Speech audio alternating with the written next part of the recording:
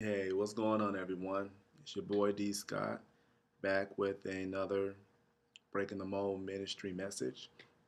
I hope that you enjoyed the holiday season. And here we are in I believe, the second full week of the new year.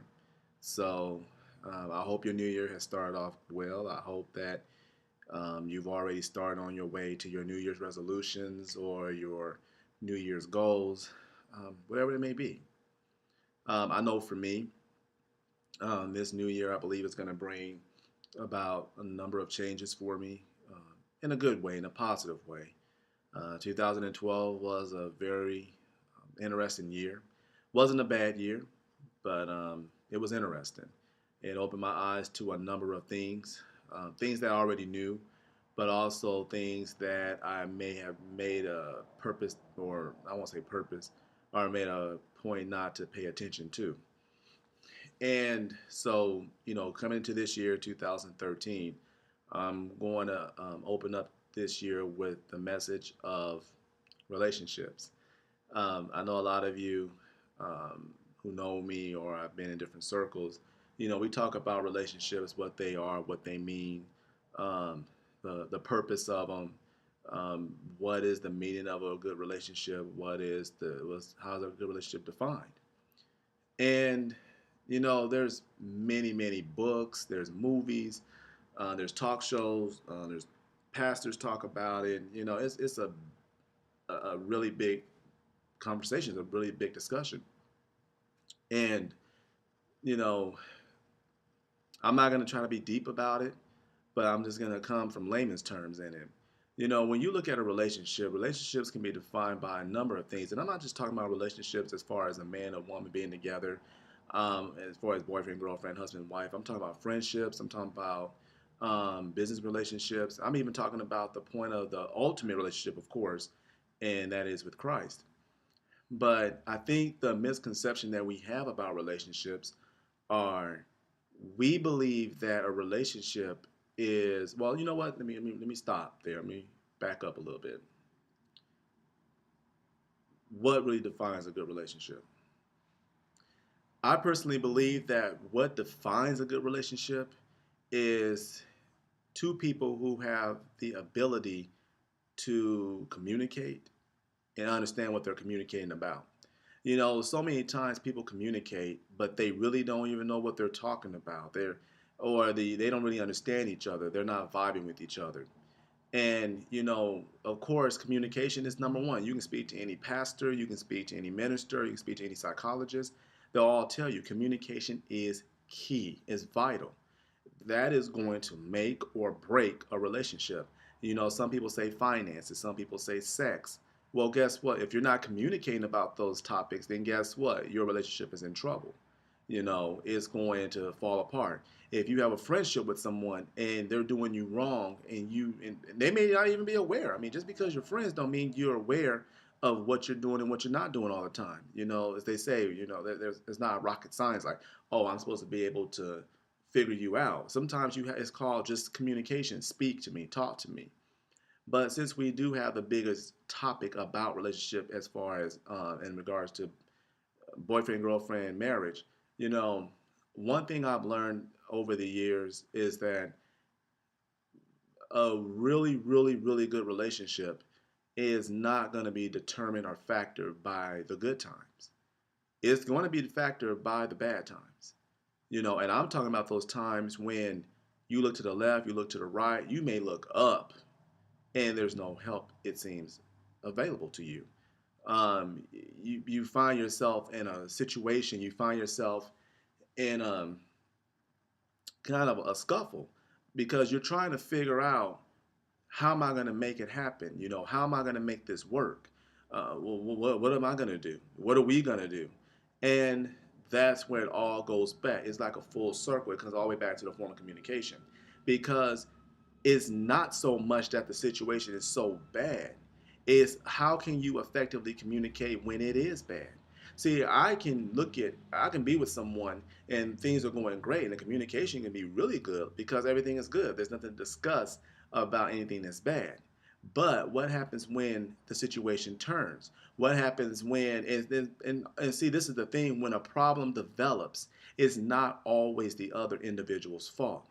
It's not always a situation where the other person has done something wrong, or they made a bad choice, or they made a bad mistake. It's not about that. It's just about life happening. Sometimes life is going to throw you a curve. Sometimes life is going to throw you a screwball. And for my baseball fans, a screwball is a very unique pitch. That ball looks like it's going to be a strike, literally. And at the last possible second, it just drops out the strike zone. And unless you have a keen eye, you're not going to hit it. I don't care how good you are. Well, that's life. Sometimes life throws you a few curves. You can determine the break of the curve. You can see it coming, and then you're able to time it after you've seen it enough times. But then life throws that screwball that you didn't see coming. You've never seen a screwball. So now it's like, whoa, you swing and you miss. And life keeps throwing them. And you're trying to figure out why.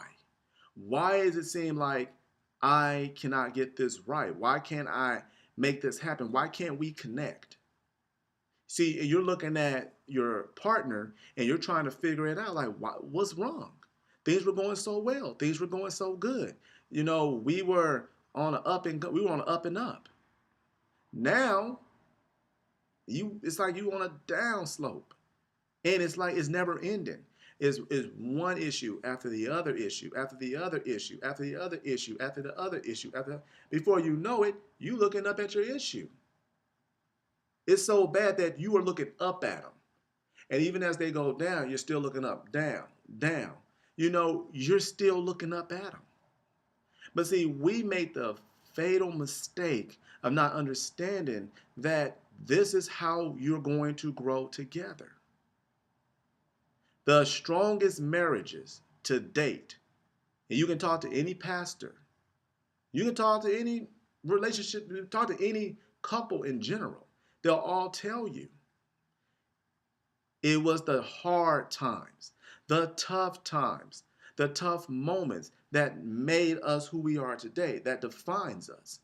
Because it's not until you can stare into the eyes of issues and problems and trials and tribulations that you're not going to make it. But see, that's the thing. We have to understand that. We have to come to a point. That's why the divorce rate, is so high. Because people get married now, but they don't understand the purpose of marriage. They don't understand the union of marriage. I know I said I was going to talk about friendships, but I'm being led in a different direction. I'm going to stay on relationships of a man and a woman. How you get to being a husband and a wife. And see, I'm going to also go right there. I'm going to take a little break in where I was going. When you look at a man and a woman, when they get together, a lot of people say, well, when I get married, that's when I'm going to do this.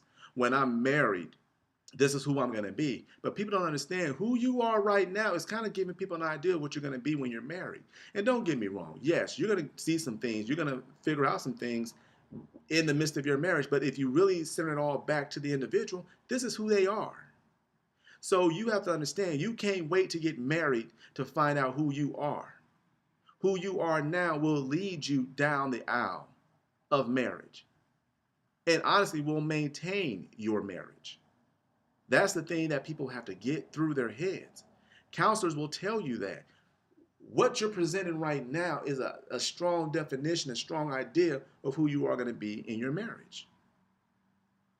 They're going to dig out things inside of you that are good and bad. And I've come to a conclusive thought that, a relationship, I'd just rather tell you all the bad things about me. Because I guarantee you're going to see the good things about me. You're going to know those. That's going to sound, wow, man right here.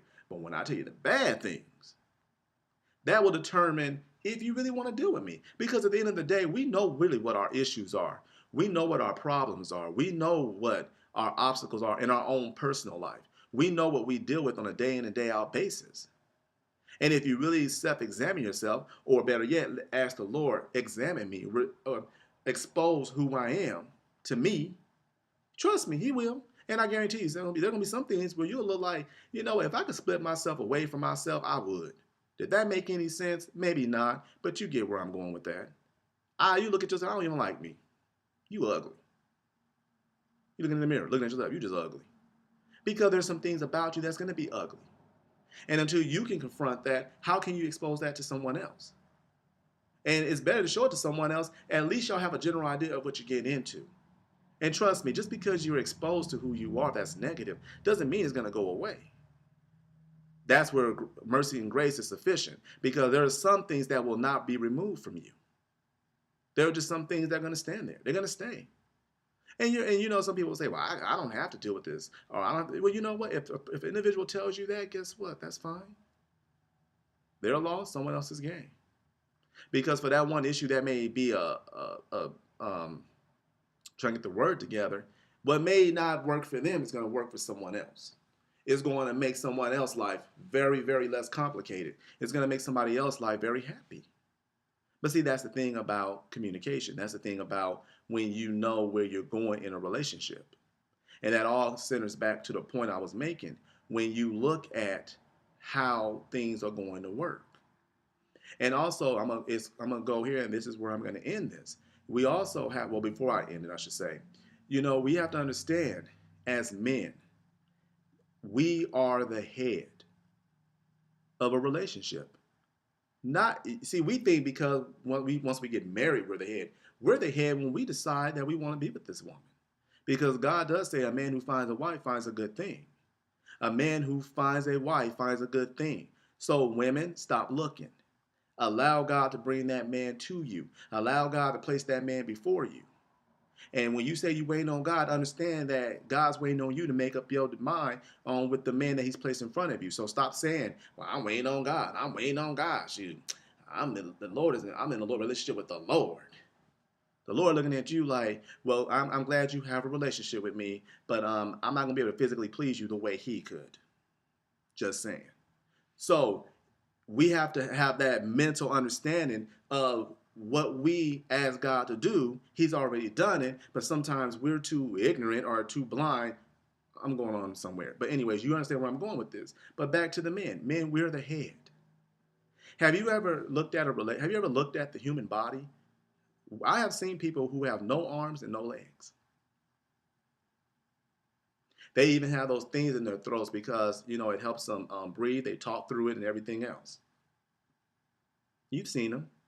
But have you ever seen a person walking down the street with no head?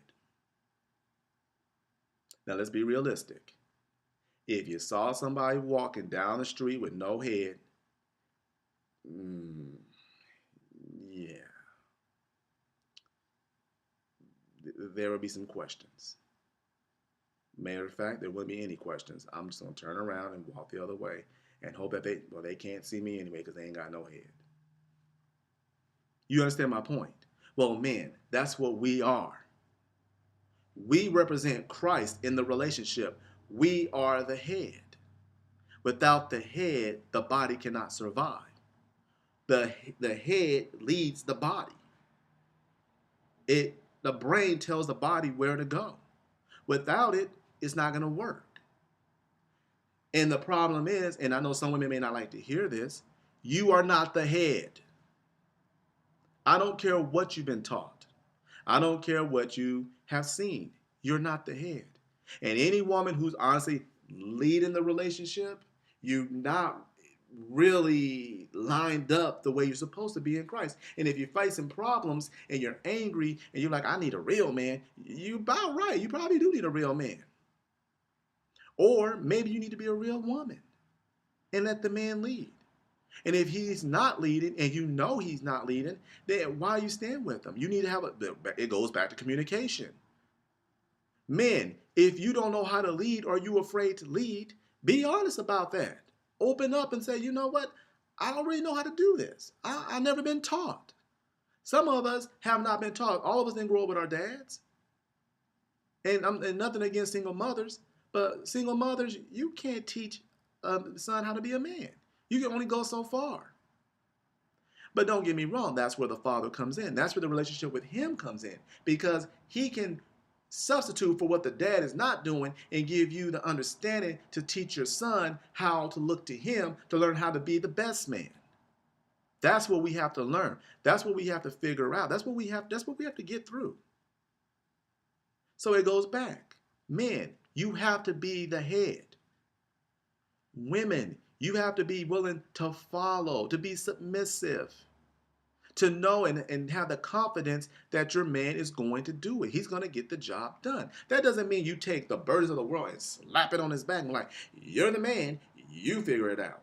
Because then he makes a decision, but it's not the decision you want, and then you angry at him and like, well, why did you do this? And he looking at you, well, you told me to figure it out. Well, see, that's what I no. It all goes back to what word? What's the word? I said this message is about relationships. I should have just said communication. The Lord corrected me. Hey, I ain't perfect. But you understand my point? It's communication. That's what it's all about, communication. Effective communication will take you a long ways. If we communicate with Christ, it will take us a long way. We sometimes wonder why we can't get somewhere. It's because we haven't had a talk with the Father. We're trying to make a decision that really requires his knowledge, and he's all knowledge. But then we don't discuss it with him, and then we make a decision, and then we're trying to figure out, well, why this go wrong? Why this go haywire? I don't understand. And the Lord is just looking at you. And then you go from, Lord, why this happened? What happened? Why was you there? Because you didn't talk to me. I didn't tell you to go there. I didn't tell you to get up and do this. That was your decision. If you would have talked with me, if you would have communicated with me, I would have told you where to go. So it all goes back to that communication. Relationship, you want a great relationship, you will have great communication. You want a decent relationship, decent communication. You want a bad relationship, no communication. That's the overall point. So we need to get it together. Communication is what's going to take us to the next level.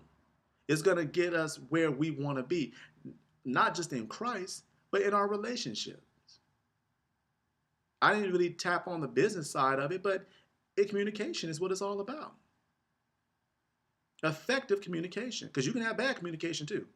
So effective communication, that's what you have to have in order to make it. Without it, you leave it to chance. And we know what chance is going to do to you. So, as I said before, new year, new season, new beginnings, new everything. But let's make sure that we, in our new season, that we're having new, effective, positive communication, constructive communication with the Father, with our partners, our spouses, people we are looking to make our spouse. Let's understand our roles, and I guarantee you, we'll move a lot further. So until next time, greater is he that is in you than he that is in this world. It's your boy, Breaking the Mold Ministry. Take care.